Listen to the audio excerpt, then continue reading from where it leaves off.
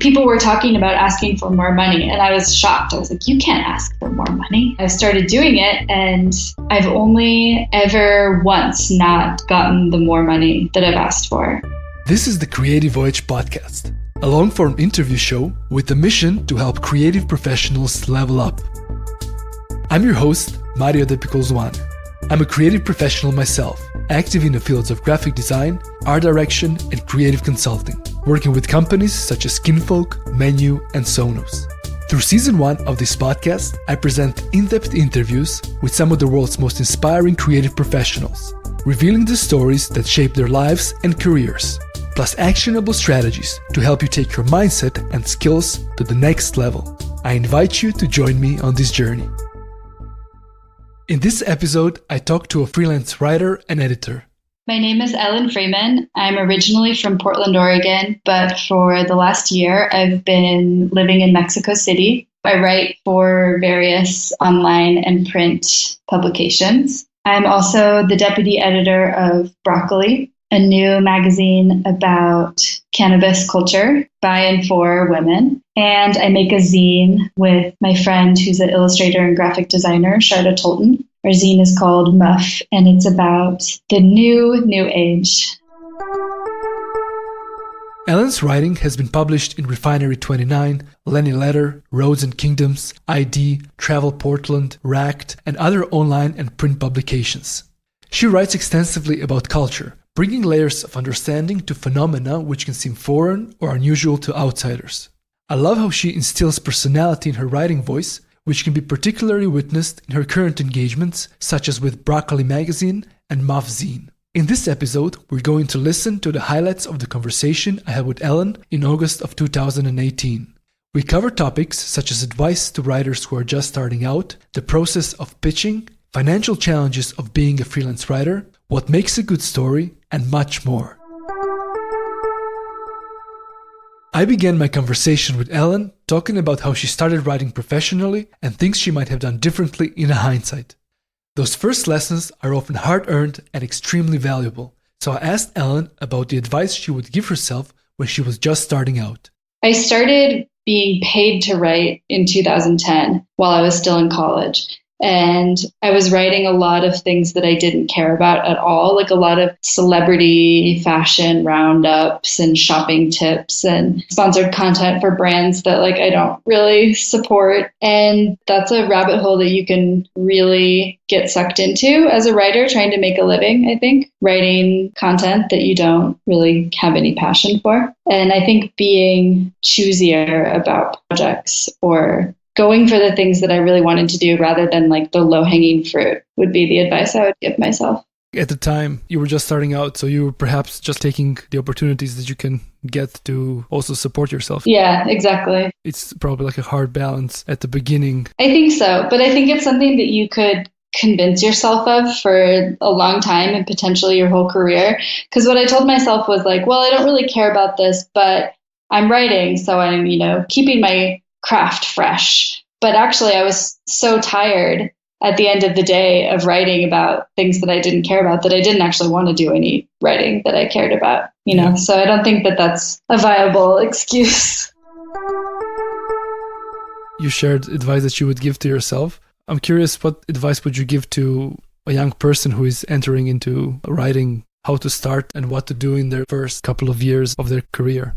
Yeah, I had to laugh when I read this question because I was I think I need the advice. I don't know if I'm in a position to be giving the advice. But so I guess it's just the same advice that I would give to myself, which is to read a lot and to be really familiar with the media world because there are just so many publications out there. And I think it definitely gives you an advantage if you know who the editors are, or what the voice of this publication is, or what kind of stories they do, because then you know where to pitch and how to pitch. And I definitely don't feel like I read enough.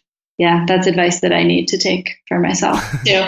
But another piece of advice I would give is that there are a lot of resources out there that I didn't know about until this past year when I started freelancing full time. There are a lot of newsletters that successful freelancers put out sharing their tips. There's a listserv that I'm a part of called Study Hall that you pay a really small fee. I think it's like $1 a month. And then you can post questions and people answer them. And there are thousands of members from all different levels of journalism and publishing. And they maintain an editor database with editor emails and how much they usually pay and what kind of stories they're looking for. And that's been amazingly helpful for me. There are also, for women specifically, a lot of groups on Facebook called Binders, which is like a joke off of Trump's "binders full of women" statement. So they're so specific. There's like binders full of travel writers, binders full of entry-level writers, binders full of cannabis writers. And they post calls for pitches and jobs there, and people will ask questions or help to connect you with other people. And that's been also really helpful for me. I found a lot of jobs through both of those. Even though Ellen has worked as a successful freelance writer for years now, I assume that, as most of us, she still experiences difficulties. I wanted to hear what are, in her opinion, the biggest challenges of being a writer today, and equally, things that she's perhaps struggling with. Most of our discussion revolved around the topic of money and the financial difficulties of being a writer. So I asked Ellen to share how she manages that. A big part of it was moving to Mexico, where my expenses are much, much lower. Yeah. So since I lived in Japan for 3 years, where my housing was subsidized by the government and I was making a pretty good salary, I have a lot of savings from that time. And then I save a lot by living in Mexico, where my rent for a 2-bedroom is about $700 split with my partner. So I save a lot of money here. I know that if I was living in the US, I would certainly have to be taking projects that I don't really care about, or have some other kind of side job or day job. Yeah. So yeah, I think location is really important. I mean, it's hard because I love the idea of being a staff writer someday, having a staff writer position in a magazine or a podcast or a publication of some kind. But it seems like you really have to live in New York or LA, and that's not where I am right now. I also teach English lessons on Skype to Japanese students learning English, and that almost pays my rent, and it's about maximum 10 hours a week, but usually not even approaching that, 6 hours a week. While I would not advise other writers to have like a side gig, because I think it's really easy for that to keep you from actually writing. Yeah. That has really worked out for me because it gives me just a little bit of something to fall back on, to know that like there's at least some money coming in. But I think that could be like, for a lot of writers, that's an anchor client. So like someone who they write a certain number of stories for every month, who they have like an ongoing relationship with. So for me, that's the magazine, Broccoli, that I write for and that I help edit. And so if that were a full-time job, it would be my absolute dream job, but it's not, because we only publish 3 times a year.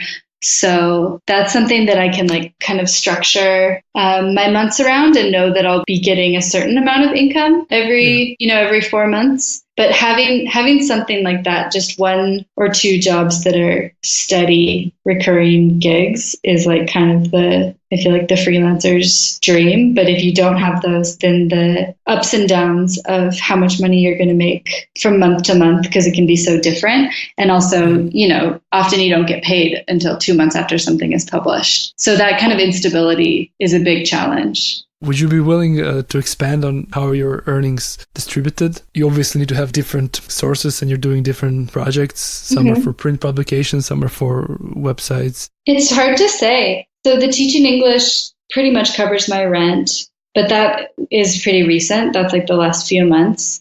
And before that, the magazine was covering my rent.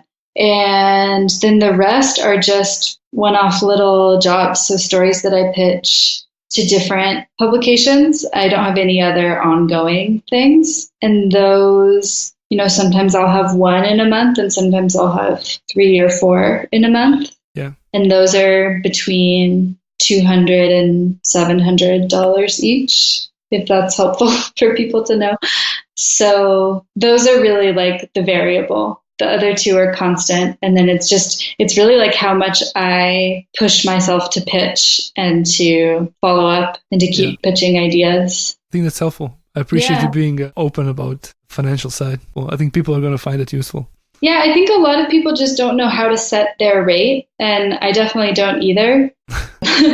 But talking to friends who are maybe more established is helpful. Yeah. There's some online resources for that too. There's a website called Who Pays Writers. It's crowdsourced and people will put in what they've made from different publications. And that's super helpful. I just wanted to add that I am extremely privileged to be able to live in Mexico City and have a visa through my partner's work that allows me to work here and to be earning dollars that goes so far here just because of immense inequality between the US and our neighbor. And I didn't want to sound like, yeah, just move to Mexico. Everything's cheap. Like it's a very complicated decision to make, to move anywhere, for your career, but to move here and like know that I'm going to be inhabiting this position of privilege, and thinking about like, how can I use that? I didn't want to make it seem like I was just like, yeah, you can move to Mexico and you'll be so rich. Yeah.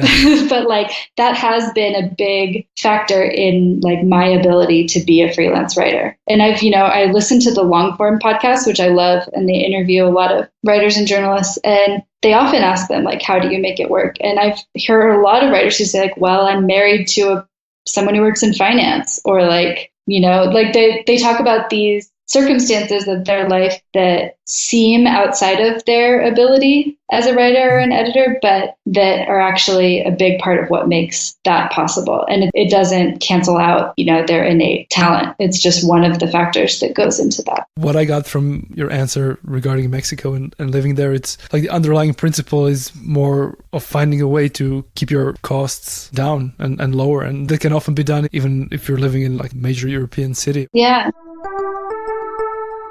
A crucial part of being a freelance writer, or any freelancer, is to be proactive about finding suitable work, which for writers often means pitching stories. Here Ellen shares her process and experience with pitching. I've never been approached by someone to do a story without pitching them. So it's always pitching. But I know for a lot of people who are probably further along in their career, publications do reach out and ask them. We do that at Broccoli sometimes. So for me, it's usually I get an idea, and it's actually changed in the recent past. I try to do a lot more pre-reporting and pre-interviews now before pitching a story. I've just found that when I can include a quote from the person who I want to profile, for example, that I got myself, or some kind of juicy tidbit that maybe they haven't put up on their website yet, or if I can just show a publication that I have already invested time in this, that I'm not just, it's not an idea off the top of my head, that I already have a connection to the sources that I'll be using.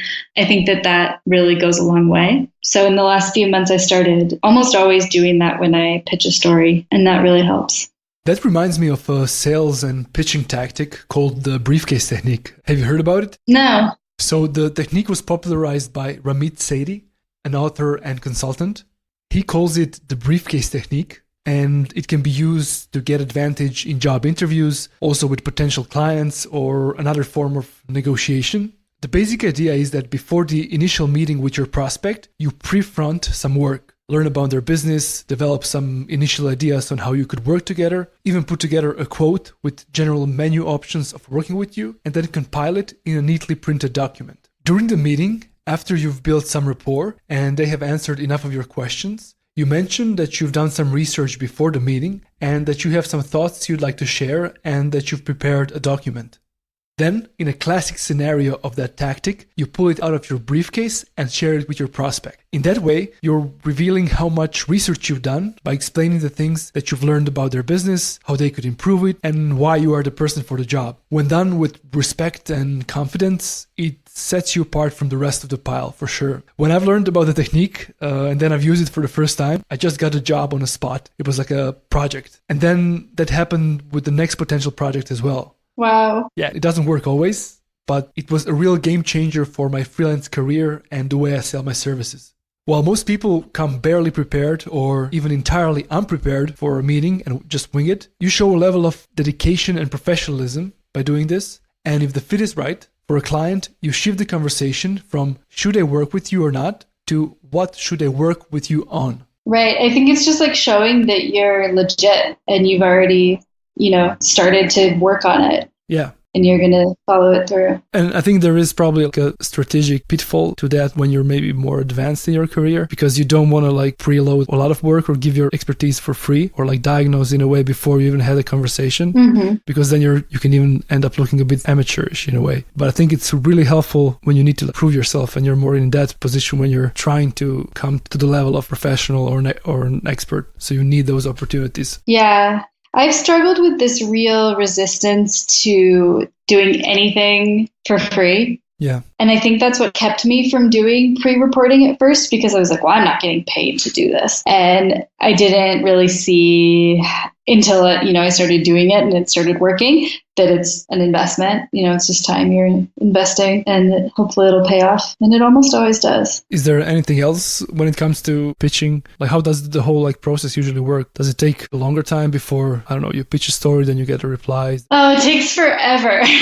Okay. It's definitely the most frustrating part of freelancing. It feels so good when an editor responds to you. But having now been on the other side of the email thread with Broccoli, I know how many emails editors get. And I totally get that they can't respond to each one with, a detailed explanation of why the pitch isn't going to work or what would need to change about it. So I totally get it. But the silence can be very frustrating. So how it usually works is I send an email and you wait. And you wonder and you kind of forget about it. And then I used to follow up after 2 weeks, and I've started following up after 1 week just because I'm tired of waiting. And the follow-up is really important. I've had a lot of editors email me back and say, sorry, this got lost in the shuffle, but yes, I am interested. Yeah. And that can be annoying because it's like, well, if it's such a great idea, how did you miss it the first time? But they're busy. I get it. They do a lot of email. So the follow-up is really important.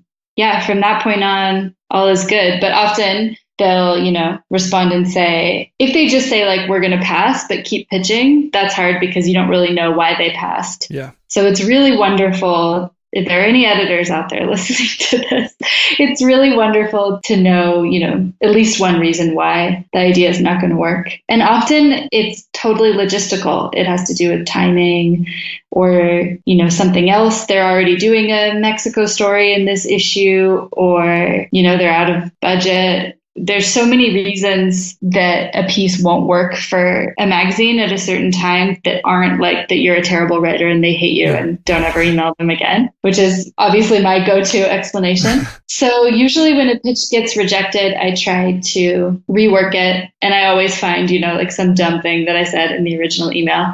So I'll rework it, I'll shine it up, and I'll send it to someone else. And I think that that's another piece of advice I would give, is to not let ideas die just because they've been rejected once. I mean, sometimes things are time sensitive, but if it's an evergreen story, to just keep pitching it, because I think eventually someone's going to want it. Yeah. And when it comes to the budget, how does that thing work? Yeah, I usually don't propose a budget. It's always, in my experience, that they'll say, this is how much we pay you. Does that work for you? And for a long, long time, I was afraid of like contradicting them in any way. So they would give you the deadline and the budget, and I'd be like, great. Yeah.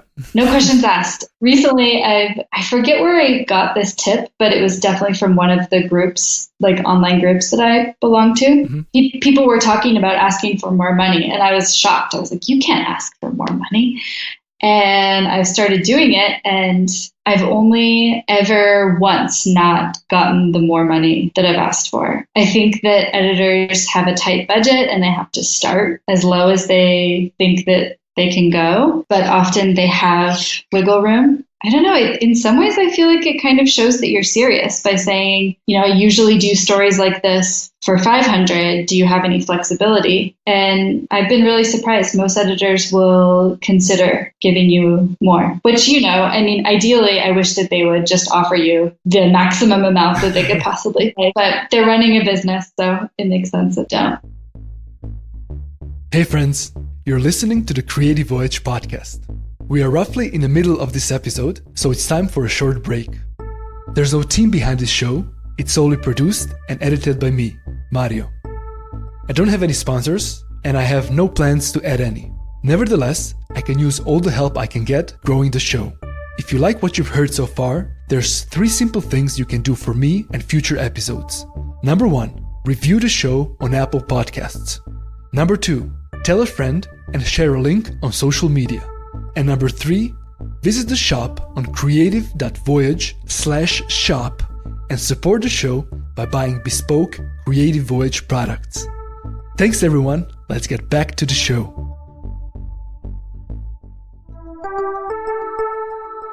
Many of my friends and colleagues are freelancers, and I've been working as one for years now, so I'm aware that the routines of freelancers can vary significantly, which I find interesting.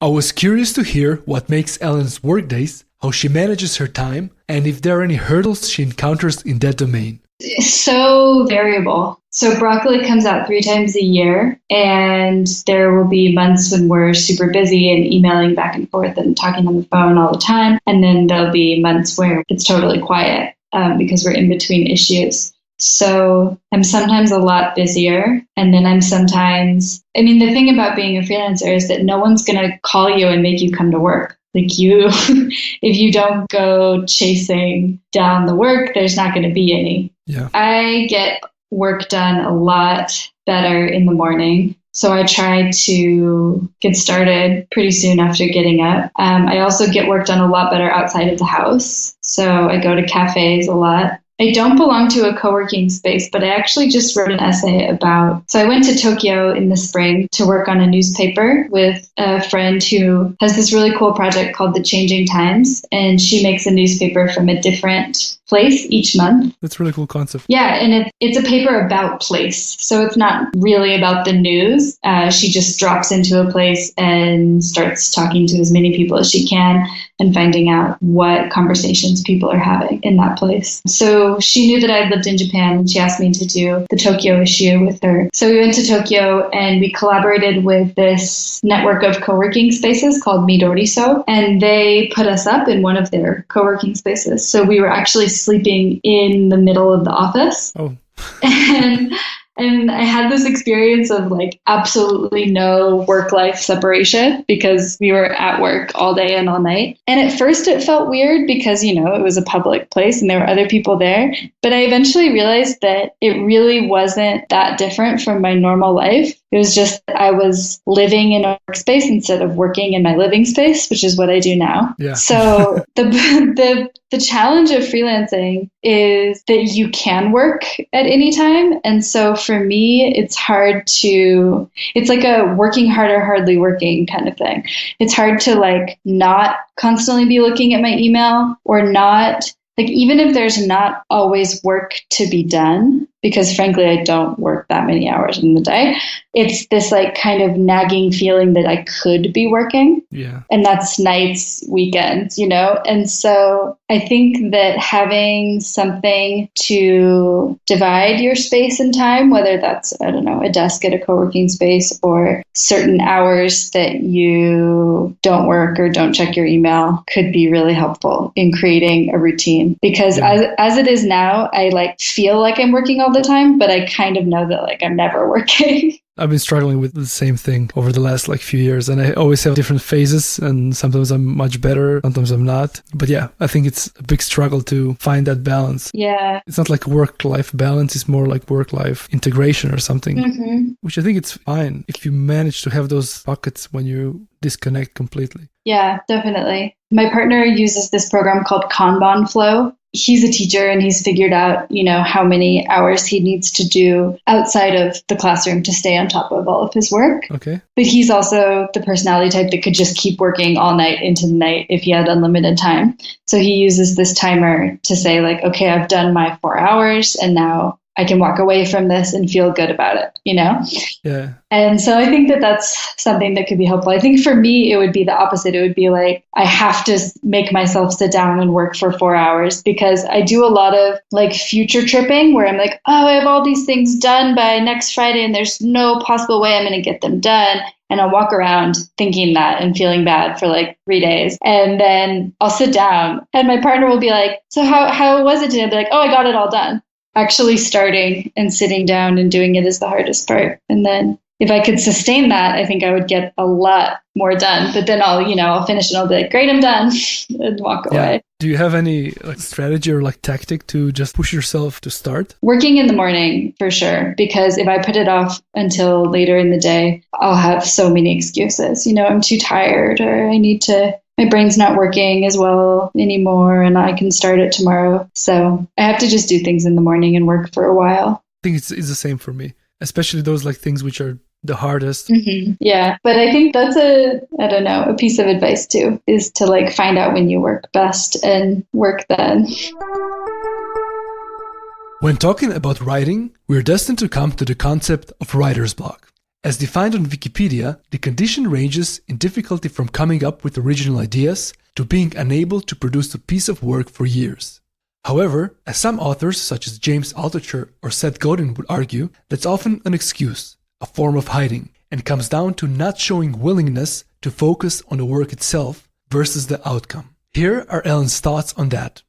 A big part for me as a writer is generating ideas of things I want to write about. And I think that that's a muscle that you have to work out. I mean, maybe for some people it comes naturally, but I'll be talking to someone who's a writer and they'll tell me, something that they're writing about, and I'll think, oh, I've thought of that a million times. Why didn't I ever think of making a story out of that? And so taking the passing thoughts or the story that someone mentions to you at a party, or, something you read about, but that wasn't fully explored, and then getting that to the pitch phase is something that I'm always working on. So a while ago, I started trying to make myself come up with one story idea a day, even if I thought that it wasn't sellable at all and would never go anywhere, or was totally would involve parachuting into Afghanistan, something that would never come about. But I tried to keep a spreadsheet of those, and that has been a really good exercise. I've definitely dropped off and I'm not doing one a day anymore. But when I would get to the end of the day and I'd realize I hadn't written anything down, and I would think about what stories did I hear today, or what interesting thing do I want to know more about that I came across today? There was always something. And I think in the back of writers' minds is the fear that someday you're just going to run out of stories to tell. And that helped me to see that it's not that you're going to run out of stories to tell, it's that you're going to forget that things could be interesting to other people, or that it's a story that you could tell. So always trying to not just let it be,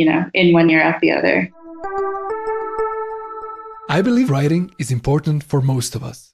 It's an increasingly necessary skill needed to participate in a global market and culture in a way that matters. For example, writing is an integral part of my current job, and I'm a graphic designer and an art director, not a copywriter or an editor. Therefore, I've used this opportunity to ask Ellen if she has any advice for us non-writers on how to improve our writing skills. I'm not sure, because writing is obviously something that I have to work at, but it also has come naturally to me. But you can definitely tell the difference between people who are writers and not writers, So I think that it might seem obvious, but just proofreading. I feel I get a lot of emails that I'm it's very obvious that the person wrote it and hit send and didn't reread it to see if there were mistakes, or something that wasn't clear. Other than that, I would just say clarity. I feel writing is, we use it to communicate, and it can be poetry, and there's a place for that. But for things like pitches and emails and things just being as clear as possible, erring on the side of clarity. I also think that in terms of writing more creatively, the editor at Broccoli, Stephanie Madewell, is amazing. She's an amazing editor. She's so good at finding a balance between letting the writer's voice shine through, but also, making sure that the story that we had in mind is being told. And something that I've learned from her is she's really good at anticipating the questions that a reader might have, or like the objections that a reader might have when reading a piece. And so I think that even from like a purely utilitarian standpoint with pitching and stuff, just thinking about what will the reader be left asking, or what their comeback might be to this, and anticipating that a little bit can help improve writing. For us creatives, a significant segment of our work comes down to our style, our voice, our point of view. Also, it's about the projects that we're working on, and perhaps more importantly, the people that we're collaborating with. All those and many other factors determine if our work is going to be authentic or not. I've talked to Ellen about that intersection and how that played out on her current engagement with Broccoli magazine. Everything that I've written for Broccoli has been so much fun to work on, because I think for most of my writing career, I've been adopting this voice that I think that the publication wants me to have, or like that I think the reader expects, or just this kind of like voice that's like half me, but also not me, like glossy magazine voice. And when I started writing for Broccoli, it's a magazine about cannabis, so it's pretty untrodden ground, and they have just given me full license to really let my freak flag fly. And that's been so wonderful. Everything I've written for them, even if it's an advertorial that we're doing with a client, I've felt really good about, because I don't feel like I'm faking it. And what would you say is the difference? What are some of those elements which make your voice your own? It's really hard to say. I don't know if it's just like kind of a sum of jokes and references and like weird words, but I don't know if I could identify my own voice. But I think that one of the differences was that most of the writing that I've done, I haven't had any kind of personal relationship with the people who I'm working for. Been all through email, and I've never met them. I never will meet them. And it's kind of like, I'm sure they're all extremely nice and interesting people, but it's on email. So it's like cold and distant and professional. And I had met and hung out with the founder of Broccoli a few times personally, and we just had like a very similar sense of humor. And so I think having that personal connection is something that's kind of lost in this generation of writing, because so much of it is remote and, based online. And I have no personal experience of this, but what I imagine of like the bureau or the newsroom, this like romanticized idea of like the writer's room, I had never really had that experience before. But working on this magazine, it's very much like bouncing ideas off of each other and building on each other's ideas. And I think that completely changed the experience for me, feeling like I could just be myself and not try to be this like professional voice with a capital V. And how have you met Anya, the founder of Broccoli? Did you know her before you started working with her, or? Yeah, I met her through a mutual friend. The friend was visiting Portland, and so she was visiting everyone she knew in Portland. So we all ended up hanging out and doing karaoke together. And then I didn't see her again for a while, but I had a cherry blossom viewing party, a hanami, which is a traditional Japanese thing you do in the spring, and you go and you sit outside under the cherry blossoms and have a picnic, and it's really fun. And there are cherry blossom trees in Portland, so I had a hanami, but it wasn't really nice enough weather for a picnic. And I don't know, I have really bad luck with parties. I feel like if I want to get 10 people to a party, I have to invite like 50.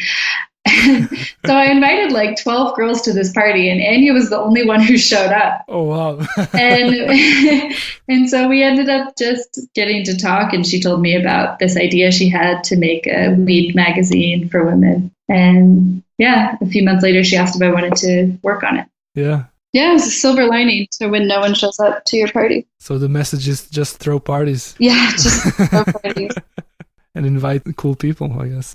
No, but I think that speaks to another point, which is I've always been really skeptical, because I think my idea of networking has been like professional mixers, or like having a business card or something, which I don't have. But when I think back on how I've made the connections that I have and gotten past the just like submit at thismagazine.com email addresses that I'm sure just lead down into dark tunnels, has been from knowing people. And they don't have to be like your best friend, but it's like your friend's boyfriend's sister who, happens to work in PR and knows that Refinery 29 is looking for writers, or like meeting someone through a friend and then they're the only one who shows up at your party, or just like talking to people who are in similar fields and talking about what they're doing and what projects they're working on. And, do they need any help, or, they have a friend who's doing this project. And that has been so key to what I've done, even like without even realizing. And I've been networking this whole time. So even though I feel like I have like an anti-networking stance, in reality, I've benefited a lot from it. Yeah, and it's true. Like so much comes down to building authentic connections. Right. Because so many people think it's more like blasting yourself to as many people as possible. Right. You got to get your name out there.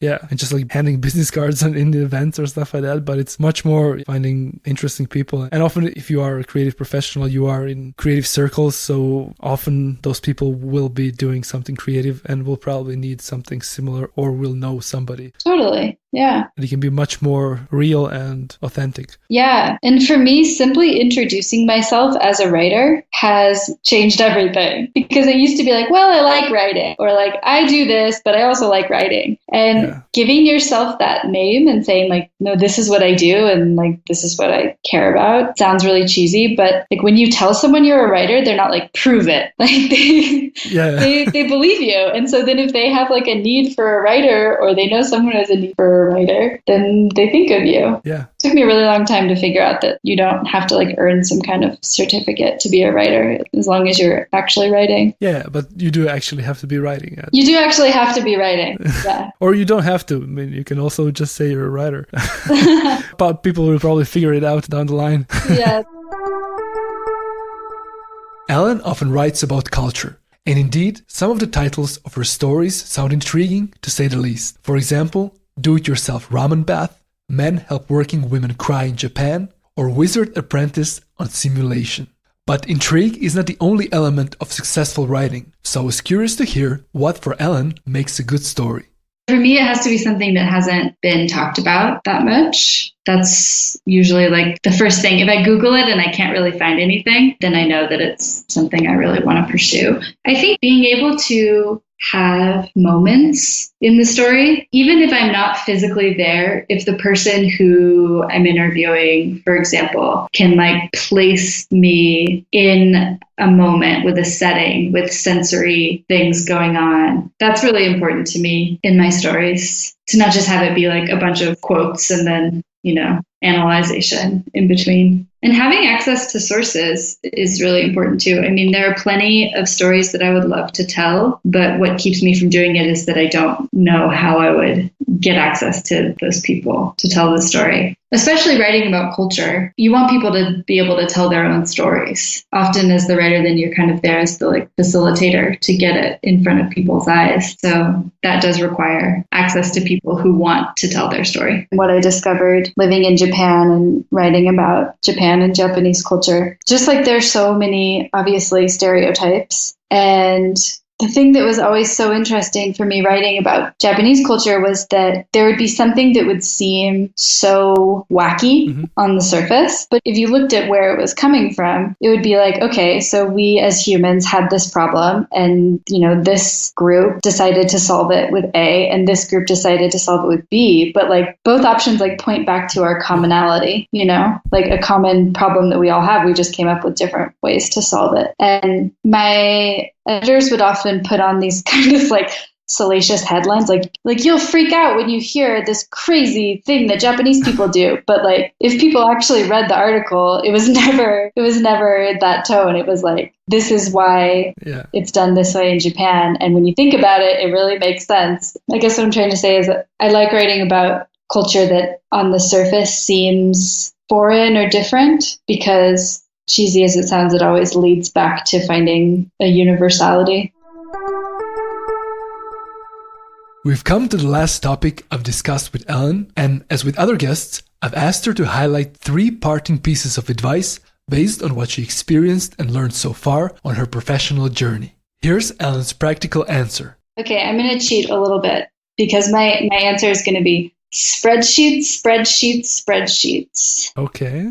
So I think spreadsheets are very important. And it's something that I've only recently started doing. But I have a spreadsheet for the story ideas that I come up with. I have a spreadsheet for the pitches that I've sent that has a column for what was the pitch, who did I send it to, when did I follow up, what did they say. So I can see exactly how much I've pitched in the last year. I can see how many have been rejected and accepted. I can see the pitches that are still floating in the ether and try to revive them. That's my most important spreadsheet. I have a spreadsheet about getting paid where I have like a story that's been accepted, how much they've told me they're going to pay me, the published date, and then whether or not I've been paid. And that might seem silly because you would expect people to just pay you, but sometimes it takes so long that you forget and they forget and you have to kind of track that down. Yeah. I have a spreadsheet for editors' contacts. So in every one of these groups that I'm a part of, they'll publish like either calls for pitches or just some editor posting on Twitter, like, hey, pitch me. And editors' emails can be really, really hard to find. Like they already get so many emails that they kind of bury them and they don't release them to the public that often. So I have this spreadsheet where I write out their name, their email address, where they work for, if they said what they're looking for, and whether or not I have any kind of like mutual connection to them. That's a very important spreadsheet. And that's also helpful for when I have an idea, I can get that spreadsheet out and look at it and say, okay, who might this be good for? Yeah. So spreadsheets. I hope you guys enjoyed my conversation with Ellen Freeman. I think she shared a lot of useful information for anybody out there interested in writing and editing, freelancing, and being a creative professional. I want to thank Ellen for coming onto the show. She's a wonderful writer, and I appreciate her insights and her honesty. Links to Ellen's work, her Instagram, as well as to some other things mentioned during our conversation can be found in the show notes at creative.voyage/podcast. There's a full transcript of the episode there as well. You can follow at creative.voyage on Instagram, and you can also email me directly on hello@creative.voyage with any questions or suggestions. If you haven't already, be sure to subscribe, and until next time, my friends, take care.